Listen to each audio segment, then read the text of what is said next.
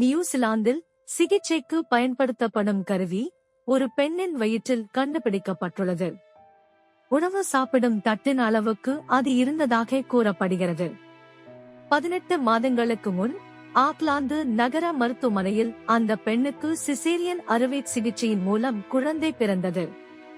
அப்போது 17 சென்டிமீட்டர் விட்டத்தை கொண்ட அலெக்சிஸ் ரிட்ராக்ட் எனும் கருவி தாயின் உடலுக்குள் இருப்பது தெரியாமல் தையல் போடப்பட்டது. பல மாதங்களாக அந்த பெண் மிகுந்த வலியை அனுபவித்தார். பல முறை மருத்துவரை நாடியும் அதற்கான தீர்வு கிடைக்கவில்லை. எக்ஸ்ரே செய்தும் அந்த கருவி இருப்பது தென்படவில்லை. ஒரு நாள் அதிகமான வலியை எதிர்நோக்கிய போது அந்த பெண் மருத்துவமனையின் அவசர சிகிச்சை பிரிவுக்கு சென்றார். சிடி ஸ்கேன் செய்ததில் உடலில் கருவி இருப்பது தெரிய வந்தது. பிறகு சிகிச்சை மூலம் அது உடனடியாக வெளியே எடுக்கப்பட்டது.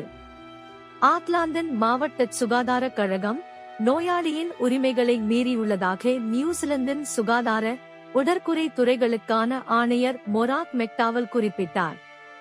பராமரிப்பு தரநிலைகள் கணிசமாக குறைந்துள்ளதை அவர் சுட்டினார். அதனால் அந்த பெண் நீண்ட காலத்துக்கு துன்பத்தை அனுபவிக்க வேண்டியதாயிற்று என்றார் அவர். பாதிக்கப்பட்ட பெண்ணிடம் சுகாதார கழகம் மன்னிப்பு கேட்டுக்கொண்டது. இந்த சம்பவத்தை கையாளும் இயக்குனர் மேல் நடவடிக்கை எடுக்கப்பட வேண்டுமா என்பதை முடிவு செய்வார் என எதிர்பார்க்கப்படுகிறது.